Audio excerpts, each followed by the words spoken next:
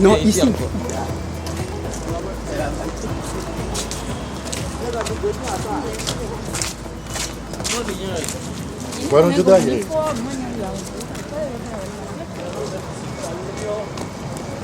Du 7 au 25 août 2023, la Fondation Vallée et l'ONG Bénin Excellence organisaient la première édition de leur école d'été en écriture et en journalisme, en partenariat avec l'hebdomadaire Jeune Afrique et Nyota.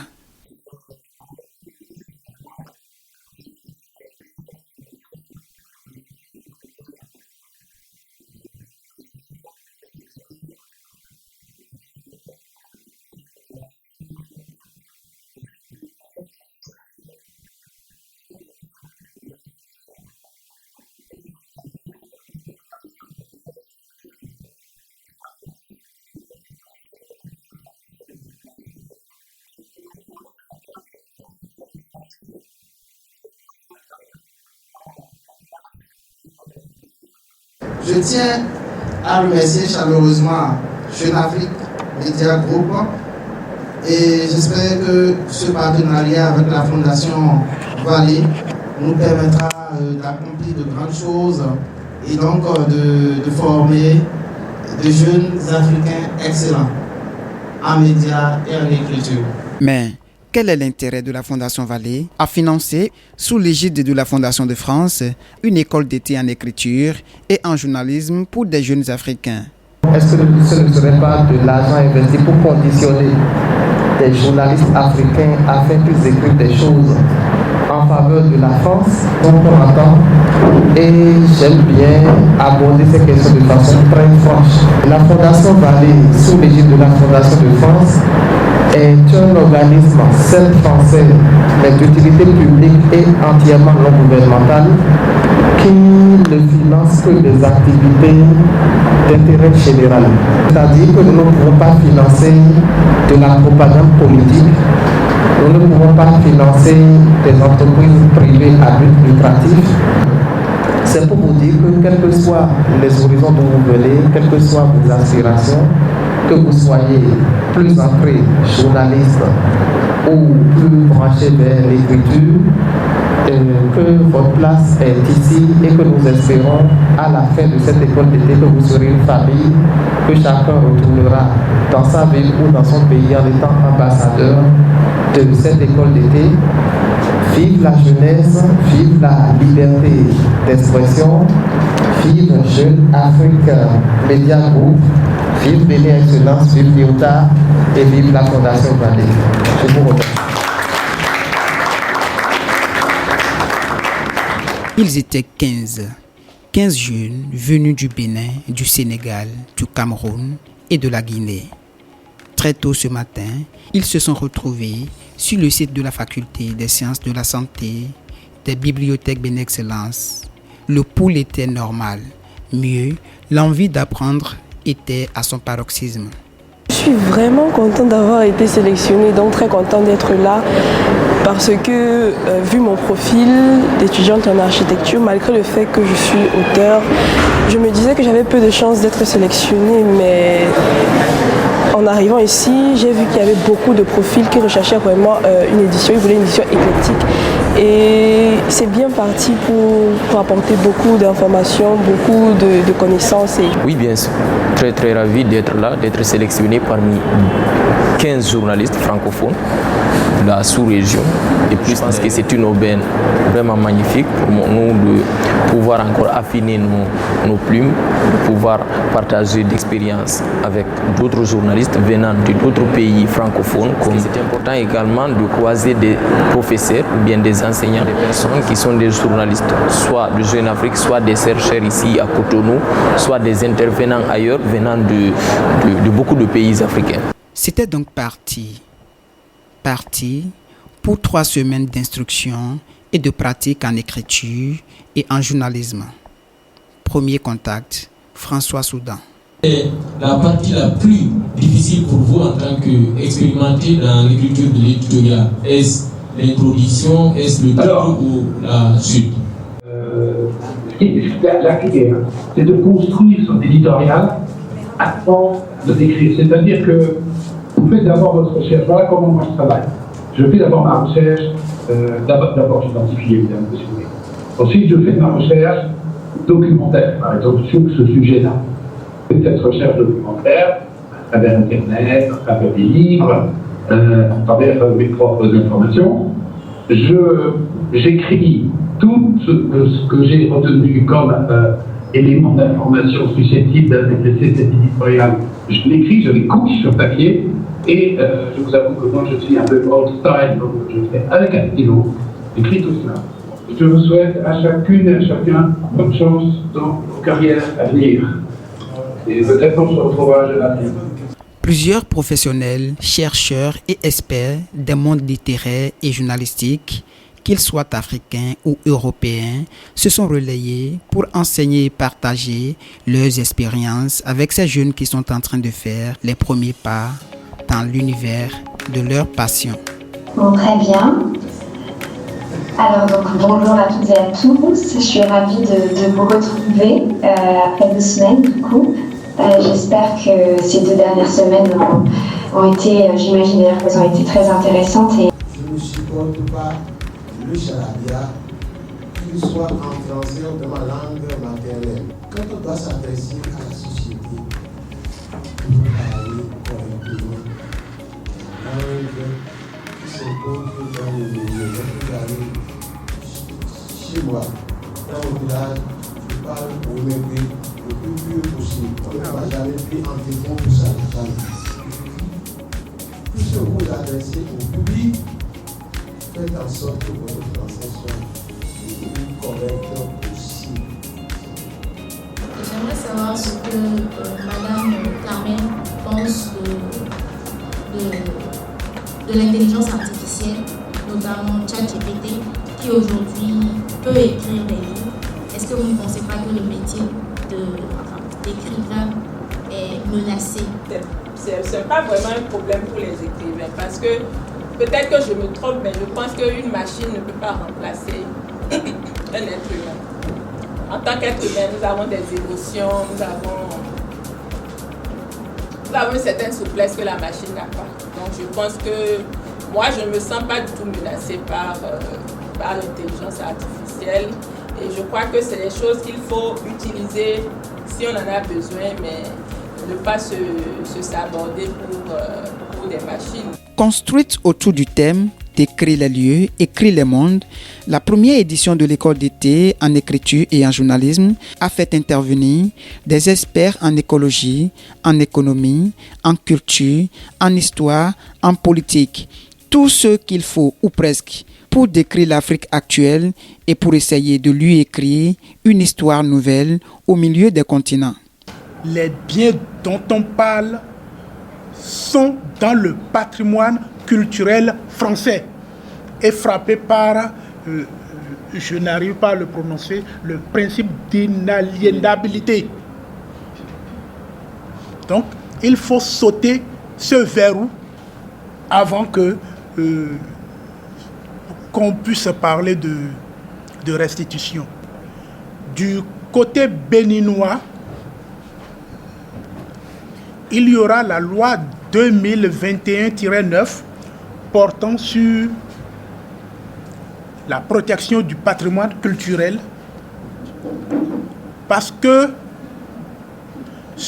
la loi antérieure souffrait d'assez de faiblesse.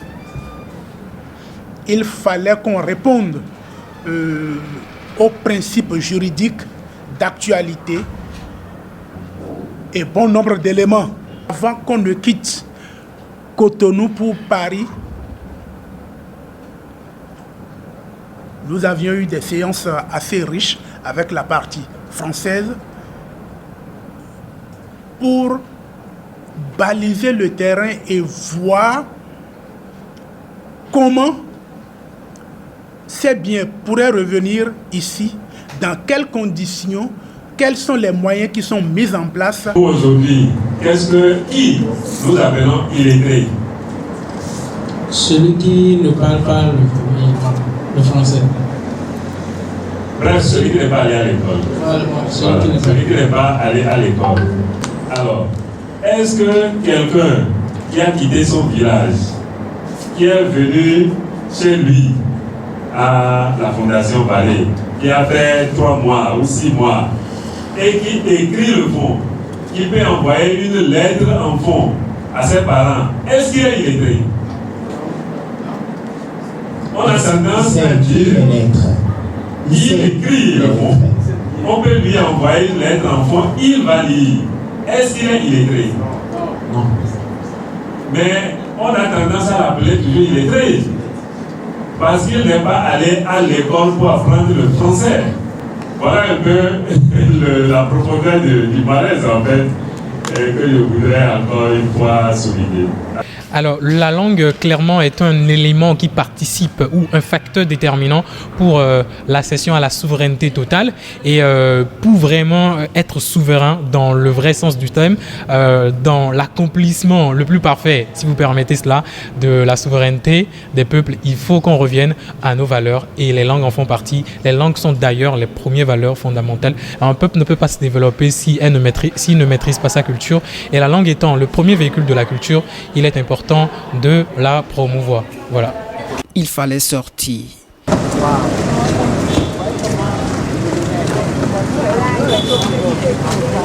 Sortir de sa zone de confort, sortir des préjugés, des idées reçues, conçues par les autres.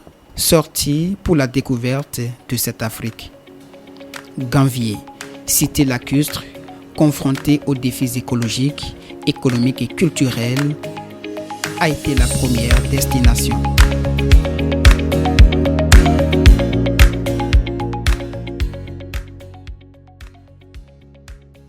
Migan Dofi. Migan Dofi, ça veut dire nous sommes sauvés ici. Ganvier, c'est la communauté des populations qui ont trouvé la paix et la sécurité. La paix et la sécurité par rapport à qui? La paix et la sécurité par rapport aux tenanciers des razzias esclavagistes. Elles vont venir chercher les poissons pour aller les vendre. Mais si les prix sont à la baisse, elles vont laisser tous les poissons dans la nasse à poissons. Mais elles seront présentes au marché de poissons. Quand elles sont présentes au marché de poissons, elles vont créer une pénurie artificielle de poissons au marché de poissons. Elles vont spéculer pour que les prix montent.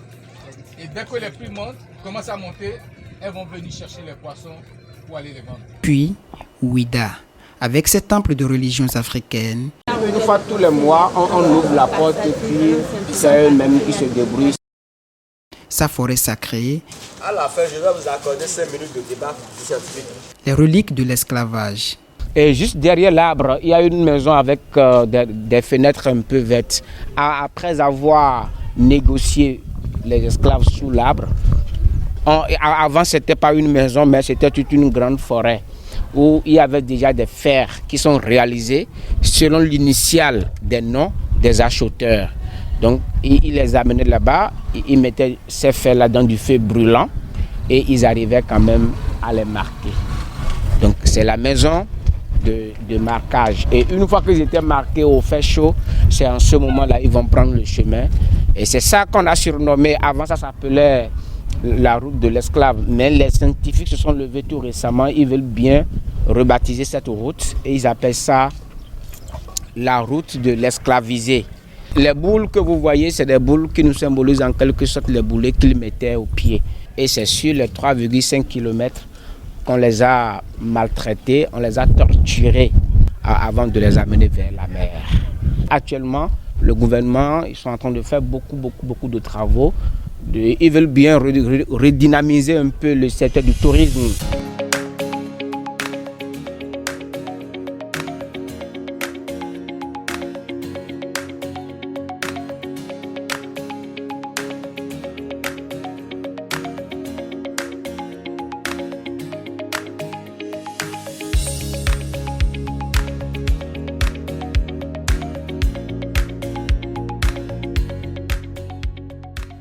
Moi, j'ai de la peine d'aller même tremper les pieds là-bas. C'est quand même triste.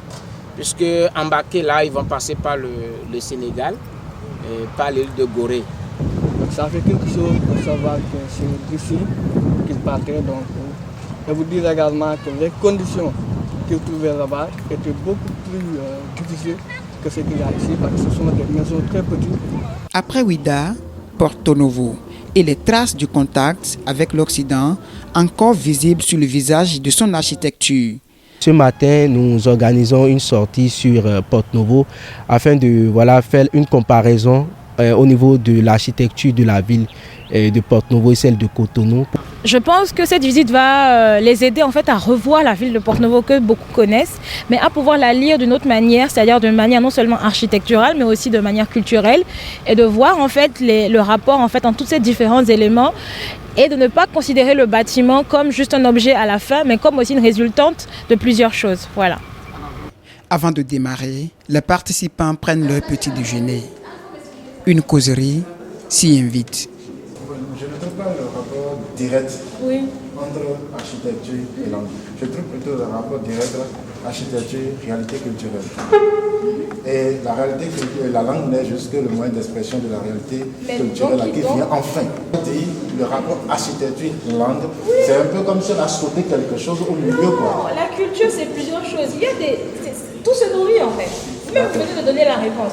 Au cours de cette visite guidée, les participants de la première édition de l'école d'été en écriture et en journalisme ont parcouru la ville capitale du Bénin et quelques lieux de mémoire qu'elle abrite.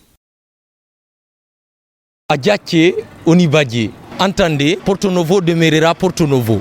Ces dictons Yoruba indiquent les liens, l'union et l'entraide qui incarnent ce peuple qui habite ici et qui signifie que, peu importe leurs différences, ici à Porto-Novo, ils restent un et indivisibles. Nous sommes, vous l'avez compris, dans la capitale politique du Bénin.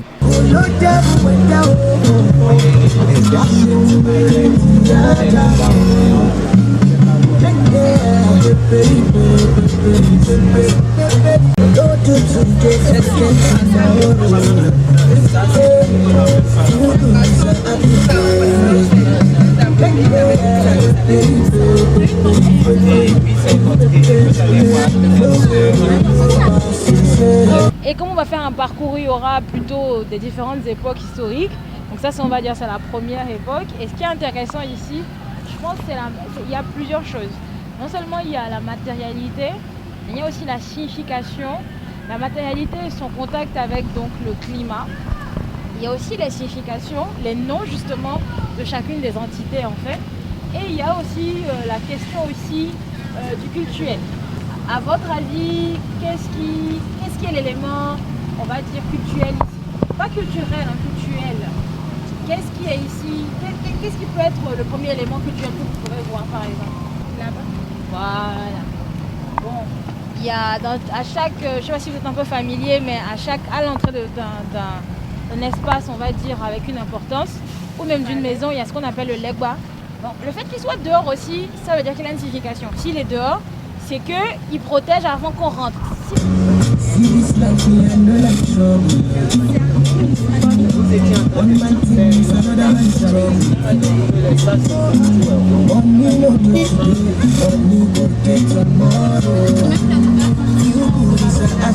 Moments de découverte, d'instruction, ces sorties ont également été des moments de vives émotions, de partage et de brassage professionnel et culturel.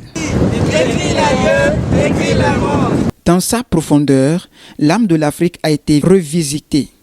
À travers des conférences et des ateliers, les participants ont redécouvert le visage authentique de l'Afrique, sa philosophie, ses langues, sa culture, ce qui fait son essence, mais qui a été longtemps dévalué et dévalorisé au point de devenir un sujet de honte et de complexe. Le régime passé chez nous a demandé à ce qu'on fasse une expérience, qu'on commence à introduire les langues nationales.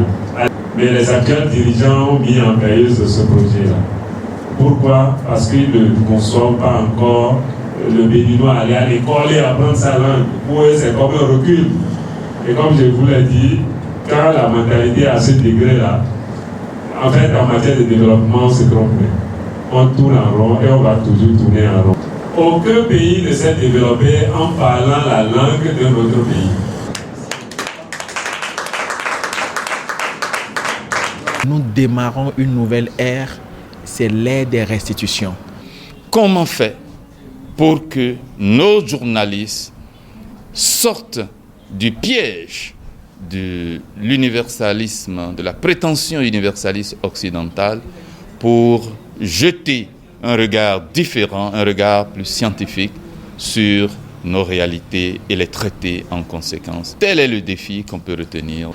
Et donc, pour être aguerri, pour déjà voir jusqu'à quel degré, jusqu'à quelle dimension ce problème est ancré et concerne nos vies de tous les jours, pour pouvoir mieux l'aborder et en termes de perspective. Sur la question du paranormal, il faut dire qu'il faut faire très attention pour ne pas s'emballer tout de suite dans le sensationnel.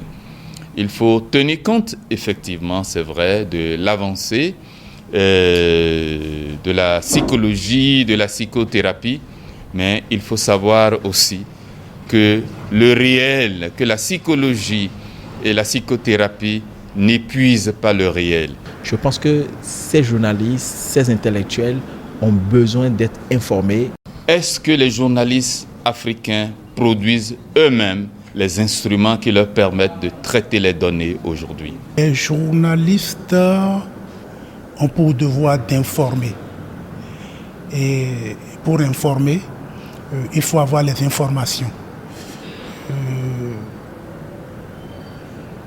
Je crois que les meilleurs canaux pour avoir les informations, c'est d'aller vers les personnes ressources. On ne peut pas ne pas saluer cette initiative et on va dire reconnaître qu'elle est assez pertinente et qu'il fallait le faire. Et bravo à ceux qui ont eu l'idée. Et merci à Béné Excellence de nous avoir associés à cela. À mi-chemin de l'école d'été en écriture et en journalisme, à la fin de la 3e édition de l'école d'été sur l'intelligence artificielle, le directeur de la Fondation Vallée a eu, avec les jeunes journalistes et écrivains, au soir d'une journée chargée, un goûter fort agréable au détour d'un jeu de loup-garou. Voilà la personne qui a été tuée. Veux-tu la ressusciter? Non. Le village se réveille.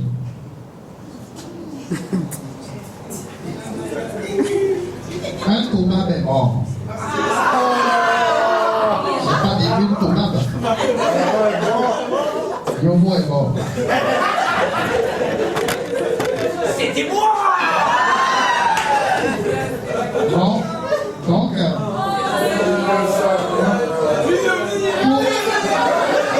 pour la première fois, c'est toujours un peu... On apprend. La deuxième fois, généralement, si vous jouez, vous allez être meilleur. Et la troisième fois, ce sera, je vais dire, l'extase. Donc voilà, je ne sais pas si vous avez apprécié le jeu. Je compte faire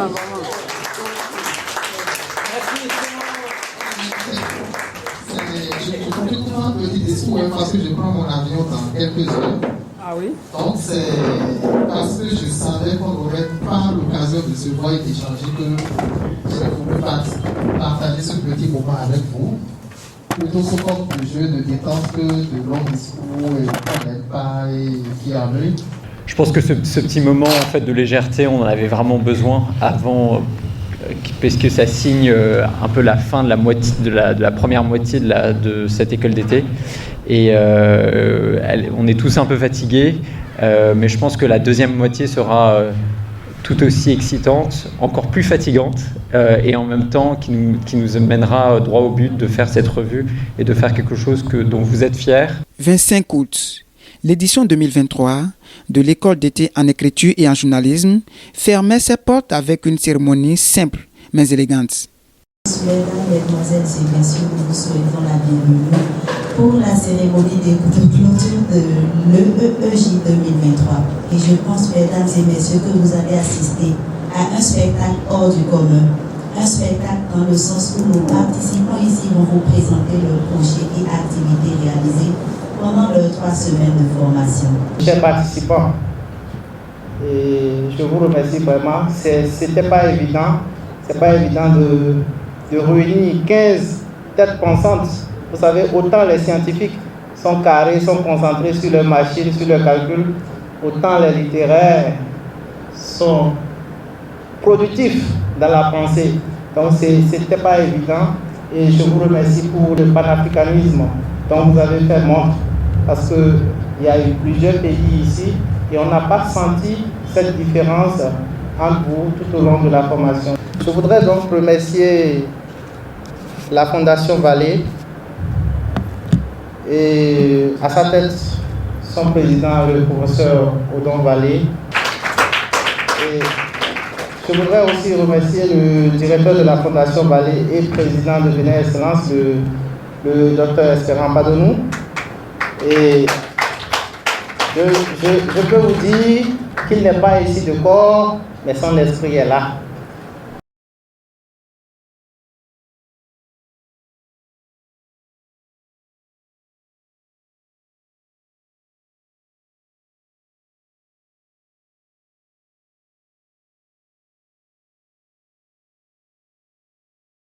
C'est dans un élan jubilatoire que je me permets de présenter mon article sur l'universalisme occidental, critique et perspective.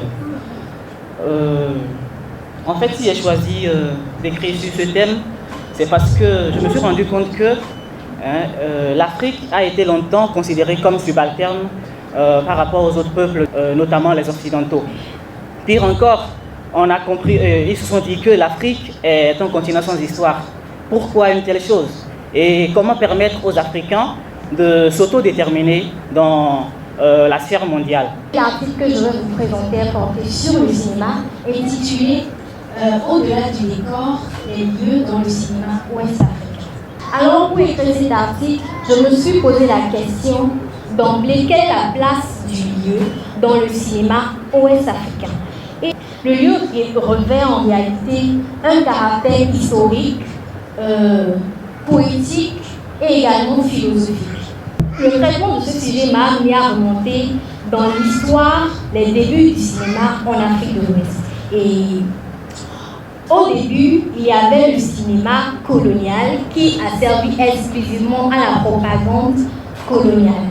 Ensuite, il y a eu le cinéma ethnographique dans lequel les Africains étaient carrément absents. Tout ce qui était mis en valeur, c'était le décor, le paysage, la nature sauvage. Même si les Africains étaient présents dans ce type de cinéma, ils étaient juste là pour confirmer que le tournage s'est passé en Afrique. La communication climatique en Afrique, une professionnalisation nécessaire. Un article qui s'intéresse aux limites de la communication climatique en Afrique et également des issues de solutions. Et donc, quand on parle de limites, les limites, je les ai situées à deux niveaux. Pour moi, la communication climatique, c'est deux aspects. C'est d'abord la communication entre le scientifique et les médias et les OSC, puis la communication entre les journalistes, les médias et la population à la base. Et donc, un sérieux problème, une première limite, c'est la spécialisation. Lorsque le pont, vous allez constater que le pont entre les deux, ce sont les journalistes, ce sont les médias. Lorsque ceux-là ne sont pas très bien formés, ne sont pas spécialisés dans la communication climatique, ça pose problème. Toute la ligne est faussée et donc ça fait un sérieux problème. Le deuxième aspect que j'ai abordé, c'est ce que j'ai appelé le double fardeau linguistique, parce que la plupart des articles, des articles sur le climat sont produits en anglais. La référence est le GIEC, le groupement international sur le climat. Et donc, en Afrique francophone, ça constitue un frein. Un frein parce que les thématiques scientifiques peuvent être perverties. Et le frein est double encore lorsqu'il faut traduire de français, qui est déjà une traduction, aux langues de la maternelle. J'ai choisi de concentrer mon travail sur la langue comme outil d'émancipation. Alors mon intérêt pour ce sujet, vous l'aurez pu constater qu'au début, je me suis présentée en commençant par dire que je viens de Dassa Zoulé. Et moi, je me dis que l'Afrique doit pouvoir se concentrer, enfin l'Afrique doit prendre sa culture comme une puissance, parce que ce que j'ai constaté, moi je parle plutôt de la réalité, ce que j'ai constaté ici même entre collègues, c'est que même des Sénégalais, lorsque vous vous retrouvez ensemble et qu'en tant que béninoise ou en tant que quelqu'un d'autre origine, vous parlez la langue française et que son frère arrive tout de suite, il passe son message en langue sénégalaise, en wolof, et il oublie même ta présence avant de vous revenir en langue française. Je préférerais vous présenter rapide que j'ai fait sur Ouida et l'île de Gorée, par devoir de mémoire. Il y a une chose que nous partageons tous, nous Africains, c'est la traite négrière, l'esclavage. Et en tant que Sénégalais, j'ai eu la possibilité de visiter l'île de Gorée. Et en tant que participant de l'école d'été, j'ai eu à visiter Ouida. Donc il me semblait important de retranscrire ce que j'ai vu, senti et ressenti dans ces deux lieux qui sont, me semble-t-il, importants dans l'histoire de notre continent. Alors, dans le cadre de cette école d'été d'écriture de journalisme, j'ai eu à produire un article sur le roman Les fantômes du Brésil de Florent Pavarotti. Alors, Victor Hugo disait: occupez-vous de l'espace et laissez le temps à Dieu. Je me suis donc occupé de l'espace et des lieux pour étudier la représentation des lieux mémorables et historiques dans le roman Les fantômes du Brésil de Florent Pavarotti. Pour avoir visité deux lieux au cours de cette école d'été d'écriture de journalisme, tels que la forêt Basset et la plage où est érigé le monument de la porte du non-retour. Alors, dans le roman, ces deux lieux ont abrité des scènes cultes. J'ai montré en quoi l'écriture peut immortaliser les lieux, car la forêt Basset en pleine ville de Ouida peut être rasée par des travaux d'urbanisation. Le monument de la porte du non-retour peut être inondé et par l'avancée de la mer. Alors l'écriture joue un grand rôle d'immortalisation et de sauvegarde des lieux. Au cours de ces 3 semaines de formation, j'ai choisi d'écrire sur la fresque du climat.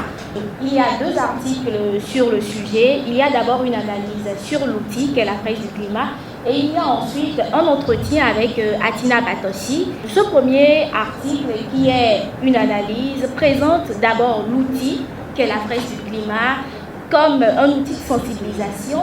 Je vous le présente rapidement. C'est un jeu de cartes qui est composé de 42 cartes. Sur chacune d'elles, vous aurez des causes et derrière ces cartes-là, il y a l'explication justement de ces causes-là.